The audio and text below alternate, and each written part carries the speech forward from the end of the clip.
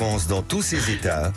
L'humeur de Perico. Voilà, sous l'émotion, voilà, et Maud Koffler, parce que c'est quand même dans la continuité, nous parlera de ces policiers de là-bas qui ont été oubliés au moment de la décoration. Voilà, non, on est dans le direct, dans le vécu. Alors, Boilex-Sansal est donc libre, au terme d'une mobilisation massive de toutes les énergies impliquées, concernées, des énergies assidues.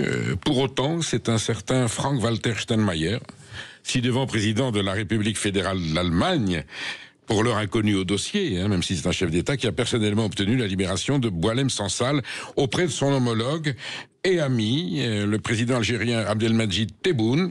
La bonne relation entre les deux hommes, entre les deux dirigeants, remonte à l'hospitalisation du chef de l'État algérien atteint d'un sévère Covid en 2019. Il a été hospitalisé en 2020, en 2021 en Allemagne, et c'est là où les deux hommes se sont connus.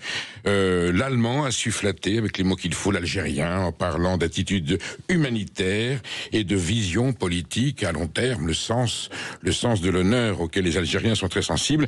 Un hommage évidemment qui contrastait avec les mots d'Emmanuel Macron parlant du déshonneur de l'Algérie, coupable d'emprisonner un écrivain innocent. Il est vrai que la tension s'était particulièrement aggravée entre la France et l'Algérie sur différents dossiers. D'abord, la reconnaissance du Sahara occidental comme étant une possession marocaine, ça a crispé tout à fait les relations. Et puis bon, il y avait le dossier des ressortissants indésirables, de ces OQTF dont l'Algérie refusait le retour sur son territoire, la polémique suscitée par la renégociation des accords de décembre 1968 avec Bruno Retailleau, qui évidemment avait fait preuve de fermeté. Somme toute, on reste dans le non-dit, mais il est clair que la volonté d'humilier Emmanuel Macron et la France, en concédant si rapidement la libération de Sansal aux Allemands, est manifeste.